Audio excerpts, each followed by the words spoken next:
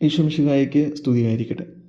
തപസ്സുകാലം ഇന്ന് നമ്മൾ ധ്യാനിക്കുന്നത് മത്തായിയുടെ വിശുദ്ധ സുവിശേഷം 21 അധ്യായം 33 മുതൽ 43 വരെയുള്ള വാക്യങ്ങളും 45, 46 വാക്യങ്ങളുമാണ്. മുന്തിരിത്തോട്ടത്തിൻ്റെ ഉപമയെക്കുറിച്ചാണ് യേശുനാഥൻ സുവിശേഷത്തിൽ നമ്മളോട് സംസാരിക്കുന്നത്. യേശുനാഥൻ ഈ ഉപമയിൽ പറയുന്നത്, ഒരു മനുഷ്യൻ, ഒരു വീട്ടുടമസ്ഥൻ ഒരു മുന്തിരിത്തോട്ടം നട്ടുപിടിപ്പിച്ചു. അതിന് ചുറ്റും വേലിയൊക്കെ കെട്ടി അതിൽ മുന്തിരിച്ചക്ക് സ്ഥാപിക്കുകയും ചെയ്തു. അവസാനം അവിടുന്ന് ഗോപുരം നിർമ്മിക്കുകയും ചെയ്തു. അനന്തരം കൃഷിക്കാരെ ഏൽപ്പിച്ചിട്ട് അദ്ദേഹം പോയി. വിളവെടുപ്പിന് അദ്ദേഹം തൻ്റെ ഭൃത്യന്മാരെ അയക്കുന്നു. എന്നാൽ ആ മുന്തിരിത്തോട്ടത്തിലെ ആളുകൾ ഈ ഭൃത്യന്മാരെ കൊന്നുകളയുന്നു. അവസാനം അദ്ദേഹം തൻ്റെ മകനെ അയക്കുമ്പോൾ മകനെ പോലും കൊന്നുകളയുകയും പിന്നീട് യജമാനൻ വന്ന് ഈ ഭൃത്യന്മാരെ കൊന്ന് മറ്റൊരാൾക്കാരെ ഈ തോട്ടം ഏൽപ്പിക്കുകയാണ്. ഈ സാധാരണ രീതിയിൽ ഈ ഉപമ, ഈ തോട്ടം എന്ന് പറയുന്നത് തന്നെ ഇസ്രായേൽക്കാരാണ്.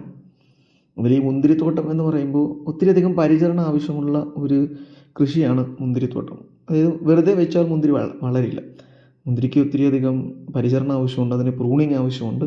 അപ്പം ഒത്തിരി പരിചരിച്ചാലേ മുന്തിരിയിൽ നിന്ന് ഫലം കിട്ടുള്ളൂ. അപ്പം അങ്ങനെ ഫലം കിട്ടാൻ വേണ്ടി ഒത്തിരിയധികം കാര്യങ്ങൾ ഈ യജമാനൻ ചെയ്യുന്നുണ്ട്. യജമാനൻ ചെയ്യുന്ന കാര്യങ്ങൾ, മുന്തിരിത്തോട്ടം നട്ടുപിടിപ്പിക്കുന്നു, ചുറ്റിനും വേലി കെട്ടുന്നു, സംരക്ഷണം ഒരുക്കുന്നു, ഗോപുരം, ഈ ഗോപുരം മറ്റാരെങ്കിലും ആക്രമിക്കാൻ വരുന്നുണ്ടോ അതൊക്കെ നോക്കാൻ വേണ്ടി ഗോപുരം വെച്ചിരിക്കുന്നത്. അപ്പം അങ്ങനെയൊക്കെ ചെയ്യുന്നു. എന്നിട്ട് ഇത് നോക്കാൻ വേണ്ടി ഈ ഭൃത്യന്മാരെ ഏൽപ്പിച്ചിട്ട് പോകുന്നു. അപ്പോൾ ഈ ഭൃത്യന്മാർ എന്നിവിടെ പറയുന്നത് പരിസയരും നിയമജ്ഞരും ഒക്കെയാണ്. ഇസ്രായേൽക്കാരാണ് മുന്തിരിത്തോട്ടം. ഈ മുന്തിരിത്തോട്ടത്തിൽ നിന്ന് ഓൾക്കാൻ ഏൽപ്പിച്ചിരുന്ന ഇവരിൽ നിന്ന് യേശുനാഥൻ പ്രതീക്ഷിച്ചത് നല്ല ഫലമാണ്. അവിടെ മുന്തിരിച്ചക്ക് ഉണ്ടെന്ന് പറയുന്നത് അത് മുന്തിരി ആട്ടി വീഞ്ഞ് ഉണ്ടാക്കുന്നതാണ്. അപ്പോൾ ഈ ഭൃത്യന്മാരായി അവിടെ ഏൽപ്പിച്ചിരുന്നവരുടെ ജോലി ഇസ്രായേൽ ജനത്തിൽ നിന്ന് നല്ല ഫലങ്ങൾ പുറപ്പെടുവിക്കുന്നതാണ്. പക്ഷേ ഇവരാകട്ടെ ആ ഫലം പുറപ്പെടുവിക്കുന്ന മനുഷ്യരായിരുന്നില്ല. ദൈവത്തിന് നല്ല ഫലങ്ങൾ കൊടുക്കുന്നവരായിരുന്നില്ല. ഈ മുന്തിരിത്തോട്ടത്തെ നശിപ്പിക്കുന്നതായിരുന്നു ഇവർ ചെയ്തിരുന്നത്. അപ്പോൾ ഈ അവസാനം അവർ ആ ഉടമസ്ഥൻ്റെ മകനെ വരെ കൊല്ലുന്നുണ്ട്. കൊന്നു കഴിയുമ്പോൾ ഉടമസ്ഥന് ദേഷ്യം വന്നിട്ട് ഇവരെ നശിപ്പിക്കണം. അപ്പോൾ ഇത് ഇന്നത്തെ കാലത്ത് നമ്മൾ ചിന്തിക്കുമ്പോൾ യേശുനാഥൻ ഓൾറെഡി മരിച്ചു. ഈ മകൻ യേശുനാഥനാണ്. അവൻ രക്തം ചിന്തി മരിച്ചത് നമ്മൾ നല്ല ഫലം കൊടുക്കാൻ വേണ്ടിയാണ്. അപ്പോൾ ഇന്ന് നമ്മളോട് ചോദിക്കുന്ന ചോദ്യം ഇതാണ്: നമ്മൾ ഈ ഭൃത്യന്മാരെ പോലെ ഫലം നൽകാതെ, അല്ലെങ്കിൽ നമ്മളിൽ ഏൽപ്പിക്കപ്പെട്ടിരിക്കുന്ന മനുഷ്യരിൽ നിന്ന്, നമ്മുടെ ചുറ്റുപാടുകളിൽ നിന്ന് നല്ല ഫലം നൽകാതെ അത് നശിപ്പിക്കുന്ന മനുഷ്യരാണെങ്കിൽ നമ്മെ കാത്തിരിക്കുന്ന നാശമെന്നാണ്. പക്ഷേ നമുക്കറിയാം, ഇത് തപസ്സുകാലമാണ്. യേശുനാഥൻ്റെ മരണം നമ്മൾ ധ്യാനിക്കുമ്പോൾ ആ മരണം നമ്മൾ ഫലം പുറപ്പെടുവിക്കാൻ വേണ്ടിയാണ് മരിച്ചത്. അപ്പോൾ എനിക്കിപ്പോൾ ഈ പുതിയ ആളുകളെ ഇത് ഏൽപ്പിക്കാൻ ഈ യജമാനൻ വരുന്നൊരു സമയമുണ്ട്. അത് യേശുനാഥൻ്റെ 2ാം വരം. ആ 2ാം വരവിൽ വരുമ്പോൾ അവിടെ നിന്നെല്ലാം ഈ തിന്മ പ്രവർത്തിച്ചവരെയൊക്കെ നശിപ്പിക്കും.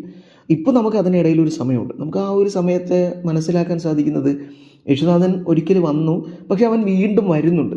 എല്ലാ ദിവസവും വരുന്നുണ്ട്. വചനത്തിലൂടെ വരുന്നുണ്ട്, ദിവ്യബലിയിലൂടെ വരുന്നുണ്ട്, സഭയിലെ കൂദാശകളിലൂടെ യേശുനാഥൻ വരുന്നുണ്ട്. അപ്പോൾ ഈ ഓരോ വരവും എന്നിൽ നിന്ന് നല്ല ഫലം സ്വീകരിക്കാനുള്ളൊരു വരവാണ്. അപ്പോൾ ഈ ഒരു കാലഘട്ടം, യേശുനാഥൻ 2ാമത് ഇനി വിധിക്കാൻ വരുന്നതിന് തൊട്ടു മുമ്പുള്ള ഈ കാലഘട്ടം ഞാൻ ഫലം പുറപ്പെടുവിക്കാനായി എനിക്ക് നീട്ടി തന്നിരിക്കുന്ന കാലഘട്ടമാണ്. ഞാൻ മാത്രമല്ല, എന്നെ ഏൽപ്പിച്ചിരിക്കുന്ന മുന്തിരിത്തോട്ടമുണ്ട്. അപ്പം ഞാനായിരിക്കുന്ന ഇടങ്ങളിൽ എൻ്റെ പരിചരണം ആവശ്യമുള്ള ചില മനുഷ്യരുണ്ട്. അപ്പോൾ അവരിൽ നിന്നെല്ലാം നല്ല ഫലങ്ങൾ ദൈവത്തിന് കൊടുക്കുന്ന മനുഷ്യനാകാനുള്ളൊരു വലിയ തപസ്സുകാലം എന്നോട് ഓർമ്മിപ്പിക്കുന്നത് തന്നെയാണ്. ഞാനും നല്ല ഫലം പുറപ്പെടുവിക്കണം, എൻ്റെ ചുറ്റുമുള്ള മനുഷ്യരും നല്ല ഫലം പുറപ്പെടുവിക്കുന്നതിന് വേണ്ടിയുള്ള പരിചരണം നൽകുന്ന മനുഷ്യനായി ഞാൻ മാറണം. അപ്പോൾ ഈ തപസ്സുകാലത്ത് യേശുനാഥൻ്റെ 2ാം വരവിന് മുൻപ് ഞാൻ നല്ല ഫലം പുറപ്പെടുവിക്കുന്ന മനുഷ്യനായി തീരാനുള്ള കൃപയ്ക്ക് വേണ്ടി നമുക്ക് പ്രാർത്ഥിക്കാം. യേശുനാഥൻ നമ്മെ സഹായിക്കട്ടെ. ആമേൻ.